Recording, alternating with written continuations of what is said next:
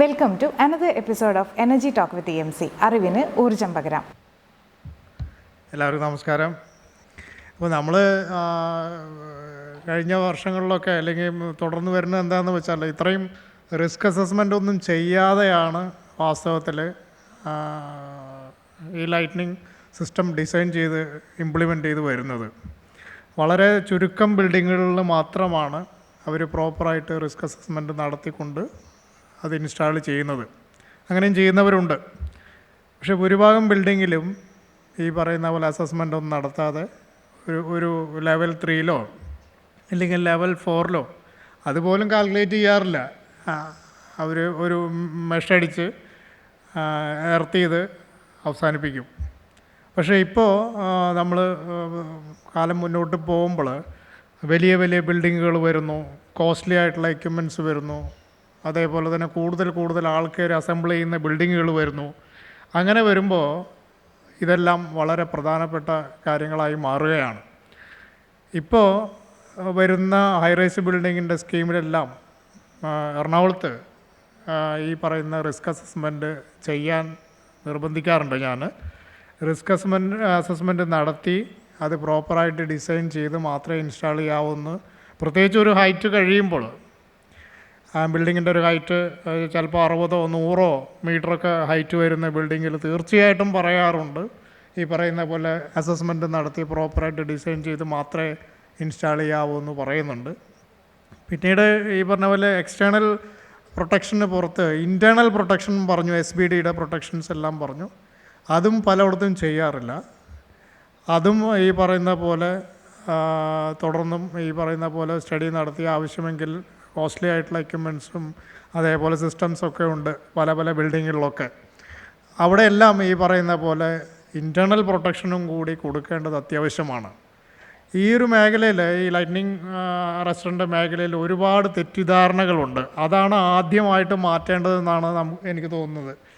പലരും പല രീതിയിലുള്ള, ചിലർ ഒരു റോഡൊക്കെ വെച്ചിട്ട് എല്ലാ ബിൽഡിങ്ങും പ്രൊട്ടക്റ്റ് ചെയ്യപ്പെടുമെന്ന് വിചാരിച്ചിട്ടൊക്കെ ഇരിക്കുന്നവരുണ്ട്. അപ്പോൾ അത് എല്ലാം മാറേണ്ട കാലഘട്ടമായി. അതിന് എനിക്ക് തോന്നുന്നു ആദ്യം ചെയ്യേണ്ടത് ബോധവൽക്കരണമാണെന്നാണ് തോന്നുന്നത്. അത് കഴിഞ്ഞതിന് ശേഷം ഇത് ചെയ്യാൻ ഏജൻസികൾ വേണം. അപ്പോൾ ഈ പറഞ്ഞ റിസ്ക് അസസ്മെൻറ്റ് ചെയ്യാനായിട്ട് വളരെ കോംപ്ലിക്കേറ്റഡ് ആയിട്ടുള്ള ഫോർമുലയാണത്. അത് റിസ്ക് അസസ്മെൻറ്റ് ചെയ്യാനൊരു ഫോർമുല വേണം.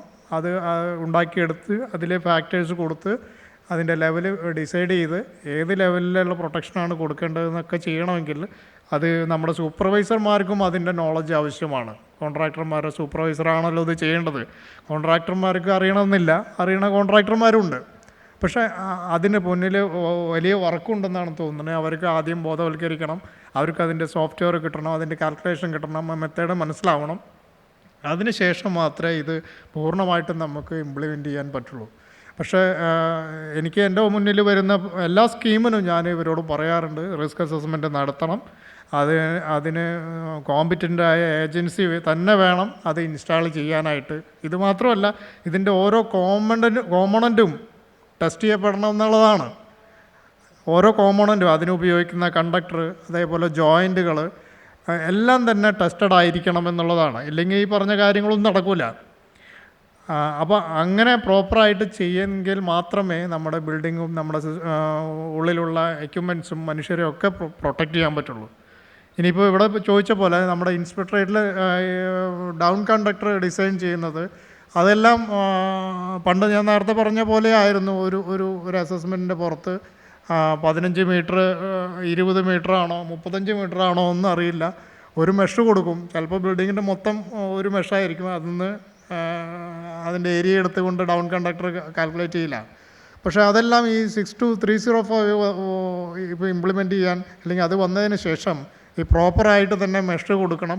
ആ മെഷിൽ ഇത്രയും ഡിസ്റ്റൻസ്, ഇപ്പോൾ 15 മീറ്റർ ആണെങ്കിൽ 15 മീറ്റർ മെഷ് ചെയ്യണം, അല്ലെങ്കിൽ 20 മീറ്റർ മെഷ് ചെയ്യണം. അതിനനുസരിച്ച് തന്നെ ഡൗൺ കണ്ടക്ടർ വലിക്കണം. അത് താഴെ കൊണ്ടുവന്ന് ഇക്വിപൊട്ടൻഷ്യൽ ബോണ്ടിങ് കൊടുക്കണം. അത് പ്രോപ്പറായിട്ട് എർത്ത് ചെയ്യണം, ഇൻ്റർ കണക്ട് ചെയ്യണം എന്നെല്ലാം ഇൻസ്പെക്ടറേറ്റ് എന്ന് പറയുന്നുണ്ട്. അത് എന്താ പറയുക, എല്ലാവരും ഈ അവസാനം വരുമ്പോൾ കോസ്റ്റിൻ്റെ കാര്യമാണ് പറയുന്നത്. അപ്പോൾ അത് നമ്മൾ ഒരു റെഗുലേഷൻ പറയുമ്പോൾ അതിന് ആ ഒരു കാര്യം അവരും കൂടി മനസ്സിലാക്കിയാൽ മാത്രമേ നമുക്കത് പൂർണ്ണമായിട്ടും നടപ്പാക്കാൻ പറ്റുള്ളൂ. നമ്മൾ പൂർണ്ണമായിട്ടും ഈ ബിൽഡിങ്സ് എല്ലാം പ്രൊട്ടക്റ്റ് ചെയ്യണം എന്നുള്ളത് തന്നെയാണ് നമ്മുടെ ആഗ്രഹം. അതുകൊണ്ട് എപ്പോഴും നമ്മൾ ഇൻസിസ്റ്റ് ചെയ്യുന്നുണ്ട്. അതനുസരിച്ചാണ് കാര്യങ്ങളെല്ലാം നമ്മൾ ചെയ്ത് മുന്നോട്ട് പോകുന്നത്. എനർജി ടോക്ക് വിത്ത് EMC അറിവിന് ഊർജം പകരാം. Stay tune for more updates and please subscribe our YouTube channel energy management centre Kerala. Thank U.